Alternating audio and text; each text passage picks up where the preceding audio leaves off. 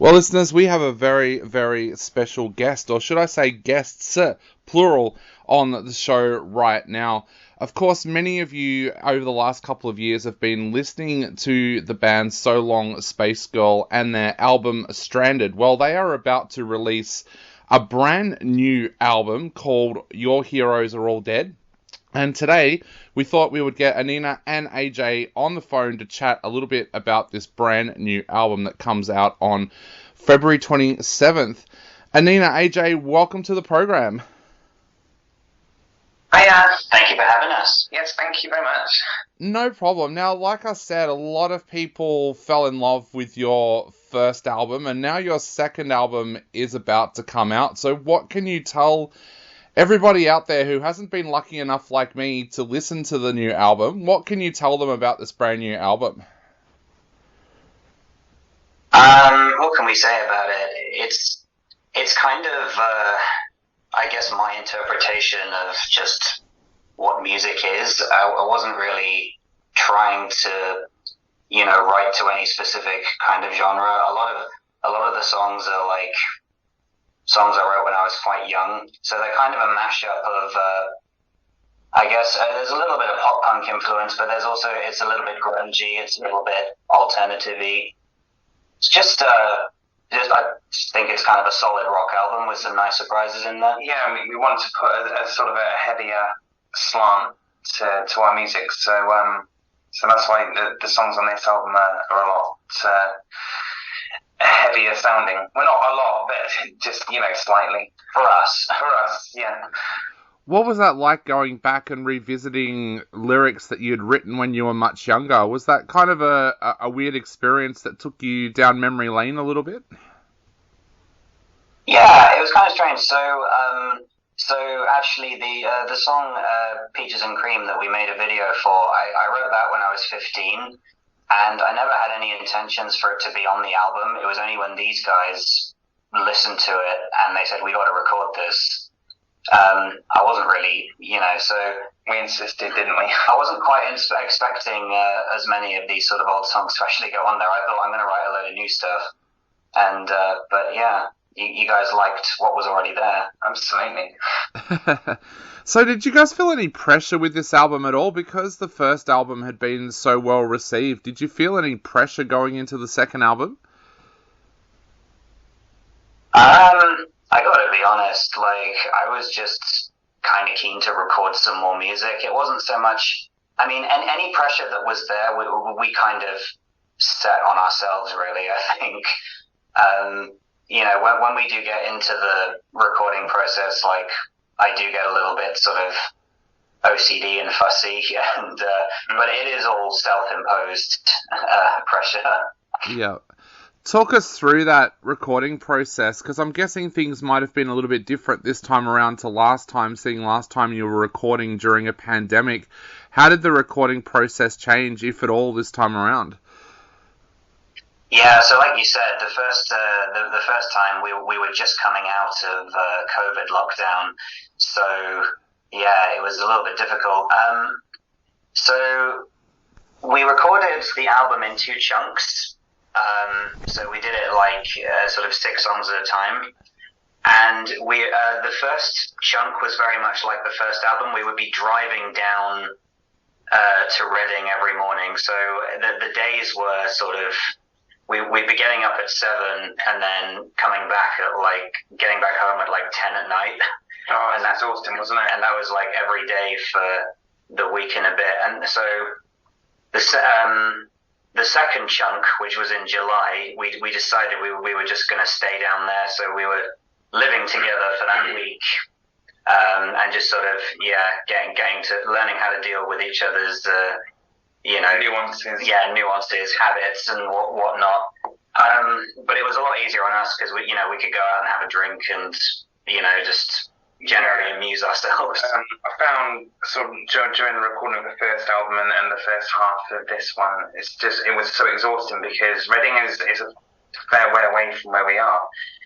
Yeah. And it's sort of, we had to be up at 6 in the morning to get there for like 9 o'clock and just get in the studio and start recording. Then, as AJ said, not getting home till gone 10 o'clock at night, and then having to be up again the next day.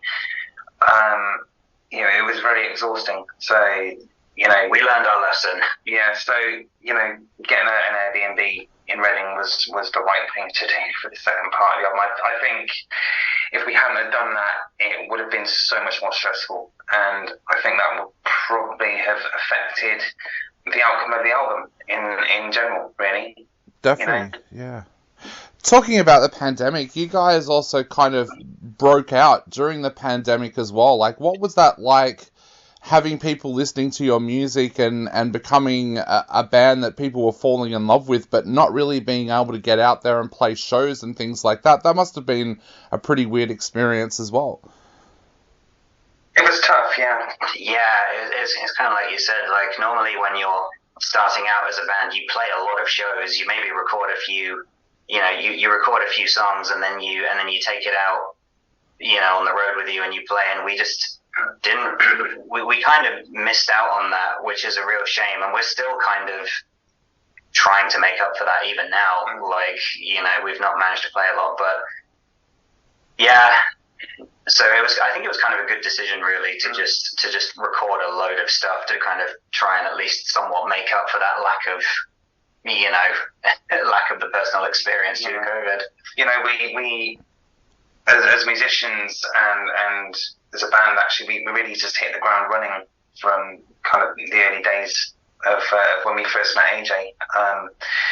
We'd all been pretty well-versed musicians in many ways, especially me and Paul. We'd had like metal bands and acoustic bands and everything in between. So when it came to us getting together with AJ, it was just sort of, we had those few weeks where we just started getting to know each other, and then we just started taking off from there, isn't it, AJ? Yeah.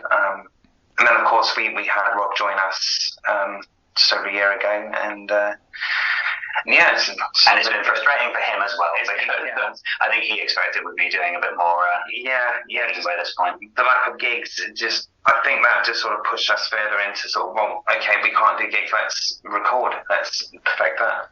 Yeah. What has it been like now that you have been able to get out and play gigs? That must have felt like a very special moment, that first moment that you were able to get up on stage and play a gig. Yeah, it felt really good, and I mean, anyone who's ever been in a band will know this, I suppose, but it is kind of what you do it for. It's the feeling of getting up there and the rush you get when people are watching you. Like, I think that is why most people do it, and it's certainly why we do it. So, we're certainly, we just want more of that. There's no substitute for it at the end of the day. Now, you mentioned a little bit before about travelling to Reading to do to record the album. One of the reasons that you did that was to work with John Mitchell. Tell us a little bit about John as a producer and what he's like to work with, and also what he brings to your music. Oh wow, where to begin? So I got recommended John's studio through a friend of mine, and I went on his website. I found he'd done actually quite a lot of bands that I already liked and I already liked the sound of. So going to him was pretty much a no-brainer, and like, I think we got lucky, like I say, just because we were coming out of the pandemic, he wasn't as busy as he would normally have been, because he was quite a difficult guy to get a session with. In terms of working with him, we love him, which is why we went back a second time. Like, we really click with him. Yeah, we just really click. Like, he's an eccentric. We're all weird in our own way, and it just kind of works. Like, he's a lot of fun to work with. He's a great musician. He can just. We're happy to just, if something's missing in a song, he's like, hand me that guitar, hold my beer kind of thing, and, And he's a bloody comedian as well. So, yeah, working with him is great. Yeah.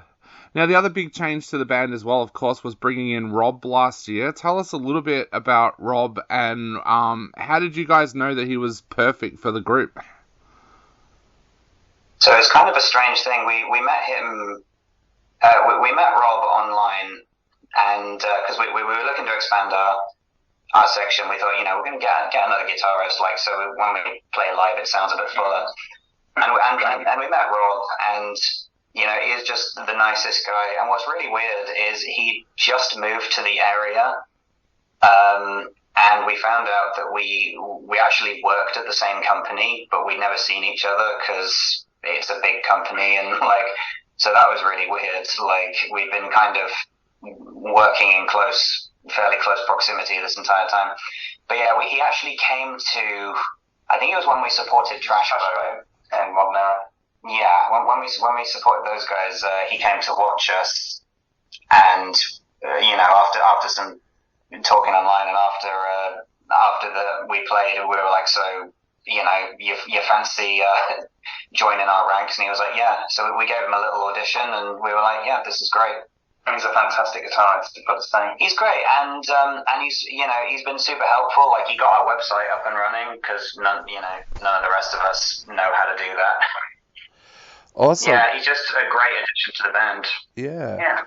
So, guys, what are your plans now for the rest of this year? Of course, the album is coming out very, very soon. So what are your plans after that? Are you looking to do some more shows or to tour internationally? What's the plans? Definitely looking to see how many shows we can get. As I say, it's been a little bit sparse even this past couple of years, so we're just gonna sort of build up to it, try and get in as basically anyone that wants us to play. We'll just and it's like touring is an interesting thing, because obviously with everything that's been going on in the political climate, like it's a little like there's been more borders and boundaries sort of put up around the UK as a result of Brexit, which is very hard on musicians, and don't want to go into politics, but basically that's kind of a bad it's kind of been a bad roadblock. But yeah, I mean, we're certainly not closed off to the idea of touring, but yeah, it's just obviously there's a lot of hurdles to jump over if we want to do that. But definitely, playing more shows is at the top of our to-do list. Well, that is amazing, guys. We're going to play Turn It Off right now from the brand new album. What would you like to say to all of our listeners out there, not only before they take a listen to the single, but before they take a listen to the new album as well? So, I wrote Turn It Off in 2016 when the song Happy by Pharrell Williams was all over the radio, and I just got so sick of it. I wrote this song it's for the people who maybe don't get as much enjoyment out of happy clappy songs, and I don't know, just prefer something a little bit more real. Well, Anina, that's yeah. Awesome. Well, Anina, AJ, I have nothing more to say on that. Thank you so much to both of you for being on our show today. It's been an absolute privilege having you on the show, and hopefully one day we get to see you in Australia as well. But for now, listeners, here it is. It's Turn It Off by So Long, Space Girl.